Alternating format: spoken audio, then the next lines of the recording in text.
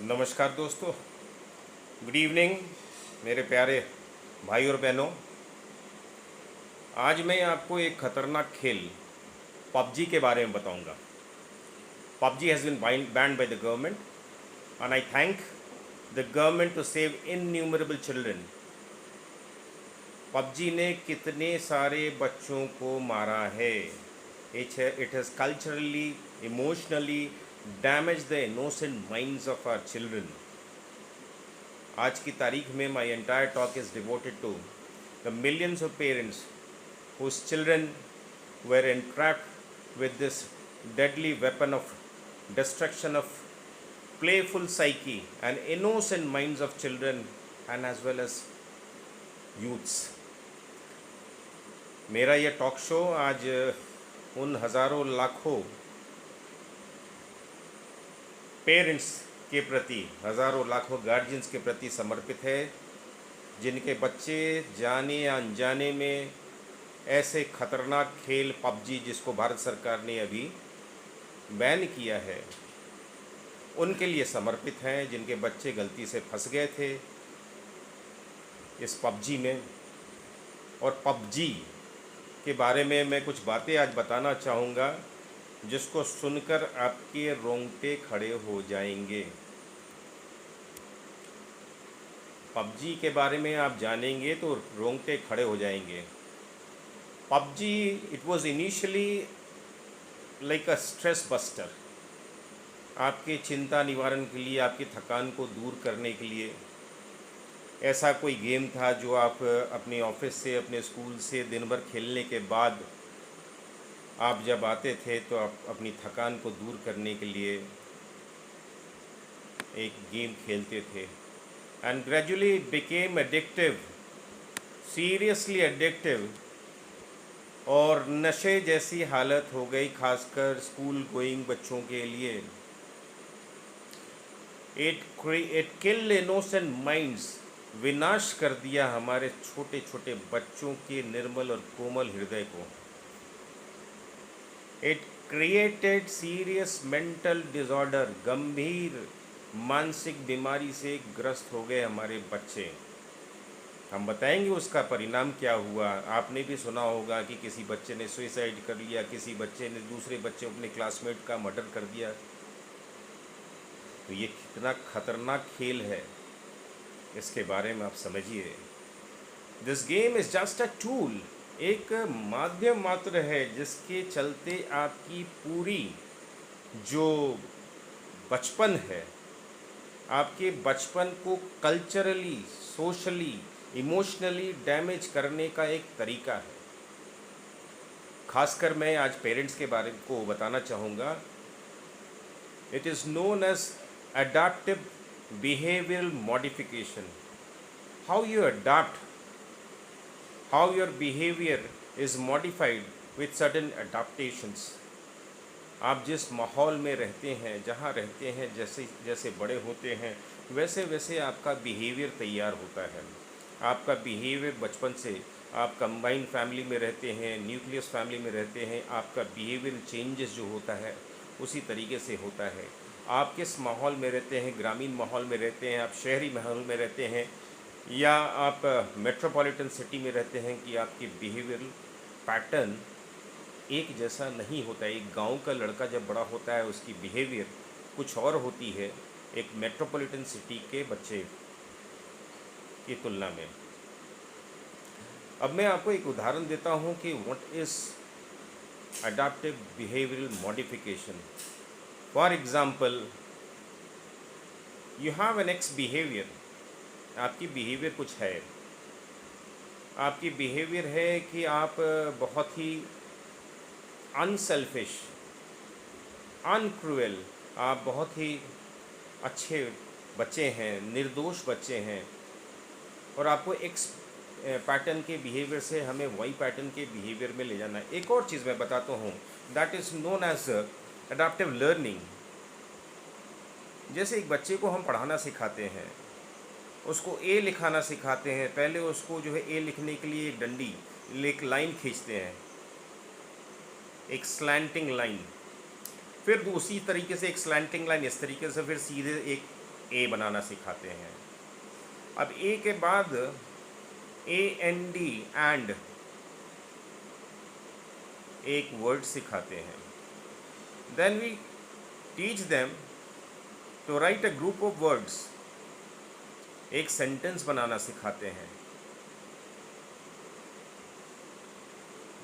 This is known as incremental behaviour pattern. धीरे धीरे हम ऐड करते हैं एक बच्चे के बिहेवियर पैटर्न में, किस तरीके से वर्ड लिखना, किस तरीके से एक अल्फ़ाबेट लिखना, किस तरीके से एक सेंटेंस बनाना।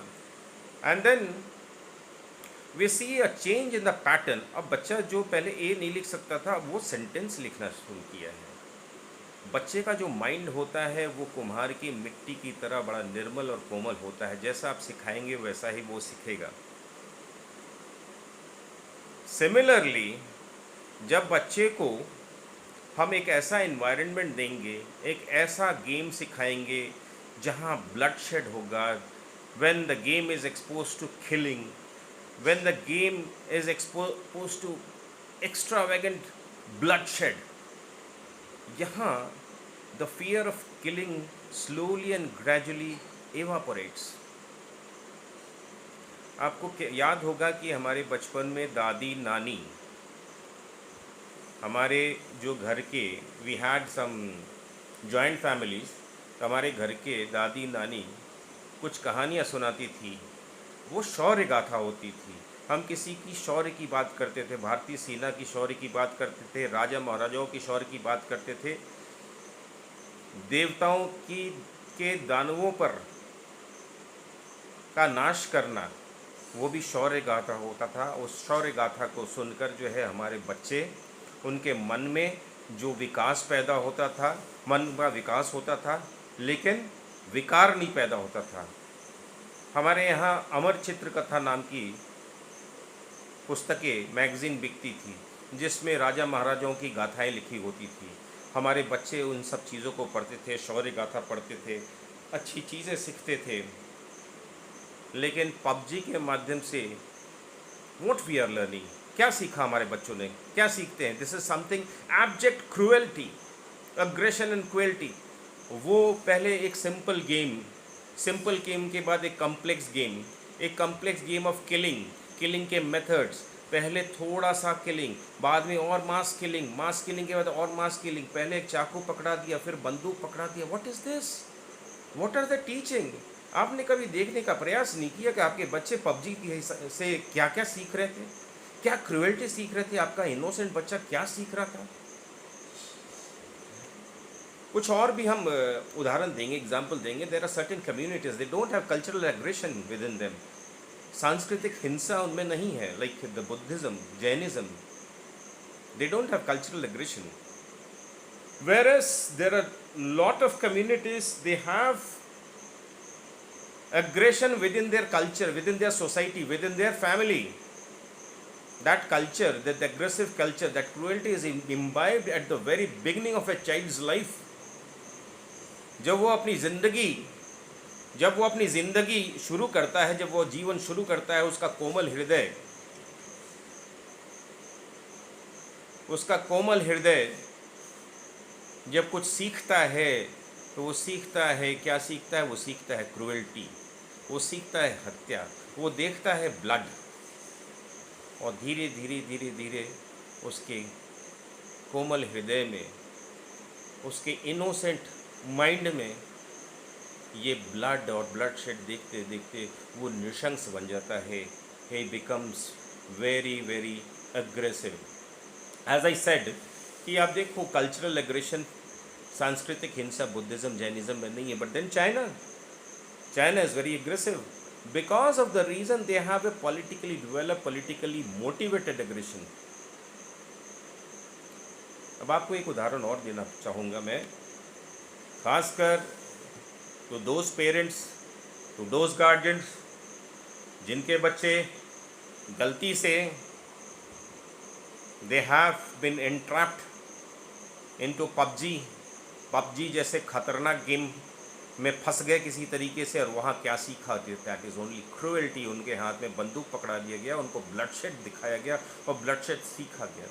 फॉर एग्ज़ाम्पल, जब हम अपने घर में पहली बार किसी के हाथ से खून निकलता दिखता है तो हम सहम उठते हैं, एक ड्रॉप ब्लड से हम सहम जाते हैं, एक ड्रॉप ब्लड से हम सहम जाते हैं। धीरे धीरे धीरे धीरे किसी की उंगली कटती है, उनको उंगली कटते हुए दिखाते हैं, फिर धीरे से उनको हाथ कटते हुए दिखाते हैं, तो उनका नरम हृदय अब नरम नहीं रहा, उन्होंने हाथ कटते हुए देख लिया और धीरे धीरे वो आदमी, वो लड़का जो है जवान हो गया, बच्चा से जवान हो गया। उसकी उम्र बड़ी नहीं लेकिन उसकी मैच्योरिटी हो गई, इतनी अग्रेसिव मैच्योरिटी आ गई, उसके मन में क्रूएल्टी आ गया, उसके मन में दया नाम की चीज़ नहीं रही।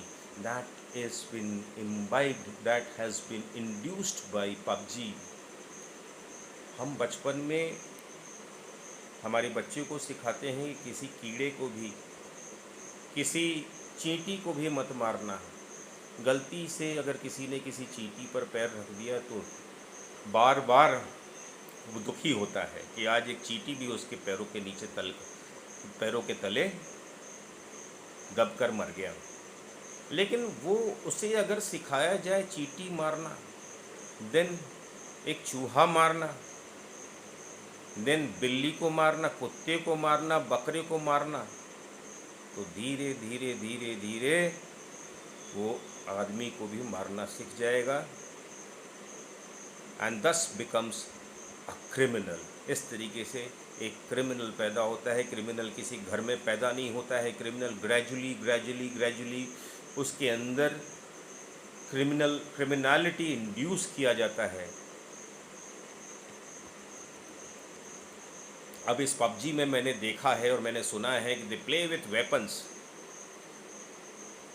स्लोली एंड स्लोली ये लोग killing, and that too innocent killing, निर्दोष लोगों के किलिंग को वो इम्बाइब करते हैं, निर्दोष लोगों की किलिंग को वो आइडलाइज करते हैं। आपने देखा होगा, बड़ी गंभीर विषय है।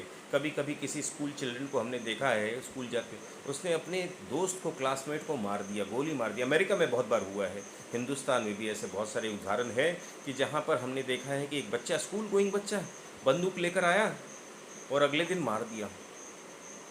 लोग कहते हैं क्या हुआ, घर में क्या सिखाया?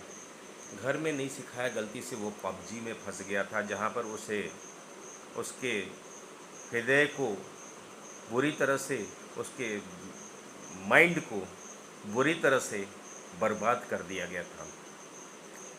Because of the reason he was induced to idolise killing of innocents. So this PUBG has been responsible for a constant change in the behavioural pattern of an individual, especially हमारे बच्चे और हमारे नौजवान के बीच में। इन पबजी ने what they have induced, they have induced cruelty, they have induced revengeful, they have induced aggression, और ये जो इनोसेंट माइंड के बीच में धीरे धीरे किलिंग थ्रू गेम्स को इम्बाइब कराया गया है। कभी कभी इस गेम में a boy comes out losing with a mate, उसके दोस्त के साथ पबजी खेलते खेलते हार गया, बदले में वो क्या करेगा? अगर नॉर्मल सर्कमस्टेंसेस में, नॉर्मल परिस्थिति में अगर कोई बच्चा किसी दूसरे बच्चे से क्रिकेट फुटबॉल में हार जाता है तो 2-4 हाथापाई कर लेगा, लेकिन पबजी उसे हाथापाई नहीं सिखाता। पबजी उसको बंदूक देता है और बंदूक से सीधे जो है वो गोली मारता है अपने दोस्तों को, अपने छोटे छोटे दोस्तों को, अपने क्लासमेट में 7वीं 8वीं के स्टूडेंट को गोली मार देता है। This is what has been trained by, slowly and gradually poisoned by PUBG। एक बच्चे का दिमाग कुम्हार की मिट्टी की तरह होता है, उसको जैसे जैसे जिस तरीके से आप बनाएंगे वो वैसा वैसा बनता चला जाएगा। अगर उसको ये सिखाएंगे कि हम नॉन वायलेंट बने, अहिंसा बने, हिंसक नहीं बने, वो अहिंसक बनेगा। लेकिन अगर हम उसे किलिंग, मारना, मर्सिलेस किलिंग, ब्लड शेड, खून, जब ये सारी चीज़ अगर सिखाएंगे तो वो बच्चा बड़ा होके क्रिमिनल ही बनेगा। हमने पिछले 15-20 सालों में देश में और पूरे विदेश में देखा है कि there has been lot of violence among youths in all communities. You talk about any community, I don't say इस community या उस community, इस देश में उसे geographical location अमेरिका है या चाइना है या पाकिस्तान है, India, it has been, we have witnessed these kind of violence among youths in all communities, in all parts of the world. There has been a deliberate attempt, I say deliberate attempt, mind you, my dear friends, there has been a deliberate attempt of systematic destruction of peaceful minds. There is a deliberate attempt of systematic destruction of peaceful minds. एक पूरे बच्चे के तादाद को, एक पूरे youthful community को बर्बाद करने की एक साजिश थी. How so many youths are getting brain washed. कैसे इनकी ब्रेन वॉश इतनी ईजिली हो जाती है?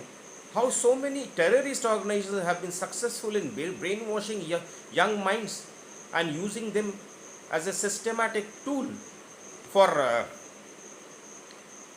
innumerable terrorist activities. कैसे एक पीसफुल माइंड को एक्सट्रीम वायलेंस की तरह ढकेला जाता है? This is brain washing. PUBG is nothing as it's a tool for brain washing. Beware of it. There is a systematic behavioral change in the young minds. They have been taught to idolize demonic behavior. Many a times what we have witnessed in the recent past, a youth or a society of youth, a section of youth, they idolize or lionize an extremist, a terrorist, a dreaded killer, or an Naxalite. Why? Why do you idolize them? You have to understand the systematic killing of a youth's innocent mind and make him like a devil. So I again thank Government of India to ban such dreadful game PUBG and banning such a devilish game which will help in saving our innocent child from becoming a devil.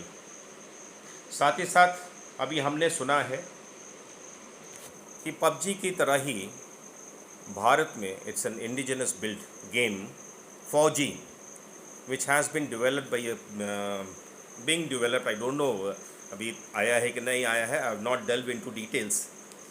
It has been developed by a Bangalore based company. It has been touted to contribute revenues in Bharat Ke Veer initiative. जो Bharat Ke Veer initiative है वो ये जो पैसा कमाएंगे, सुना गया है कि 20% पैसा वो भारत के वीर इनिशिएटिव को देंगे. And Akshay Kumar is also promoting. Obviously I understand when Akshay Kumar is promoting तो अच्छा ही होगा. और जैसा मैंने सुना है, it's very initial days, I have not gone through it. इसमें आपको इनोसेंट की किलिंग के बदले में शौर्य गाथा से संबंधित सियाचिन ग्लेशियर और कारगिल वॉर के समय की शौर्य गाथाएँ, जिस तरीके से हमारे जवान शहीद हुए, पराक्रमी जवान शहीद हुए, उनकी गाथाओं से, पराक्रम की गाथाओं से प्रेरित होकर ये बनाया गया है फौजी. And obviously if that be the case, I hope it will deliver the goods that whatever PUBG was supplying, उस जहर के बदले में ये अवश्य एक बहुत ही अच्छा इनिशिएटिव के रूप में काम करेगा. And let us hope PUBG के जगह फौजी हमारे लिए एक अच्छा वरदान के रूप में आएगा. I thank you once again the government of India, and I again beware all the parents to have a look on PUBG and how damaging it had been to the minds, to the innocent minds of your children. Thank you and Jai Hind.